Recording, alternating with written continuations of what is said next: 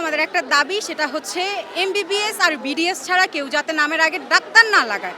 আসলে maths diploma ওরা হচ্ছে এইচএসসির পরে 2 পয়েন্ট সামথিং পেয়ে ওরা ম্যাথস ডিপ্লোমা এগুলো করে নিজেদেরকে ডাক্তার দাবি করে জায়গায় জায়গায় পেশেন্টদেরকে ট্রিটমেন্ট দেয়।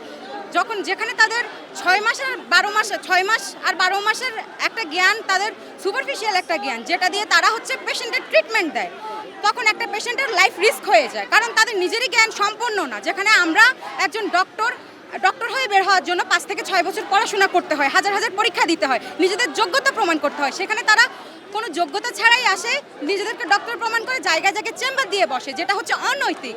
প্রথম দাবিটি ছিল যে মেডিকেল স্টুডেন্ট এবং ডেন্টাল স্টুডেন্ট বাদে বাকিরা যারা ডাক্তার লিখতে পারবে না, সেটা অলরেডি অ্যাকসেপ্টেড হয়েছে। সো আমাদের আরও দাবি আছে, সেই দাবিগুলোর জন্য আমরা এখানে অবস্থান করছি এবং আমরা সেই দাবিগুলোর অতি সত্বর বাস্তবায়ন চাই এবং আমরা চাই যেন সেগুলোতে আমাদেরকে একটা বলা হোক যে গ্যাস আমাদের দাবিগুলো পূরণ হয়েছে। বিএমডিসির বিরুদ্ধে, কারণ বিএমডিসি হচ্ছে কি এই প্রথমে এই লটি করেছিল যে মেডিকেল অ্যাসোসিয়েট যারা আছে এবং যারা নার্সিং আছে তারা ডাক্তার লিখতে পারবে তাদের নামের সামনে, এবং দ্যাটস ওয়াই আমরা বিএমডিসির বিরুদ্ধে হচ্ছে আমরা এই দাবিটি করছি। যারা আপনার প্যারামেডিক্যাল বা যারা অন্য জায়গা থেকে ডিপ্লোমা করে আসতেছে, তারা কীভাবে ডাক্তারি একটা সার্টিফিকেট চায়?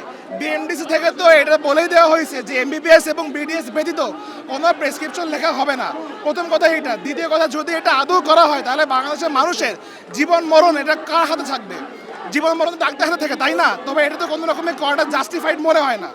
প্লাস আমরা 5-6 বছর ধরে পড়াশোনা করে আসতেছি, তারা 2 বছর 3 বছর পড়াশোনা করে তারা কীভাবে ডাক্তার হতে পারে? তারা তো ডাক্তারের বেসিক নলেজই জানে না। সম্ভব কারা করছে? তারা 6 মাস কিংবা 1 বছরের একটা কোর্স করে, তা নিয়ে যদি তারা বিএমডিসি থেকে রেজিস্ট্রেশন নিতে চায়, আমরা 6 বছর কোর্স করার পরেও আমরা চাই না কি আমরা একটা চেম্বার দিব, আমরা তার উপর আরেকটা পিএইচডি করতে চাই, অথবা আমরা একটা নতুন একটা ডিগ্রি নিতে চাই। হয়তো সেটা আপনার এফসিবিএস হতে পারে, এমডি হতে পারে। তারপর ওই ডিগ্রি কমপ্লিট করার পরে আমরা আলটিমেটলি 10টা বছর কমপ্লিট করার পরে, অনেকে 10 বছর লাগে, তারপরে আমরা যথার্থ একটা চেম্বার দেওয়ার জন্য উপযোগী হয় না, আমরা এখন একটা চেম্বার দিব। কিন্তু তারা 6 মাস কিংবা 1 বছর কোর্স করে বিএমডিসি থেকে রেজিস্ট্রেশন নিয়ে তারা কিভাবে ইন্ডিপেন্ডেন্টলি চেম্বার নেয়, এটা আমার কাছে প্রশ্ন। আর আমরা নাকি ওদের সাথে বৈষম্য করি।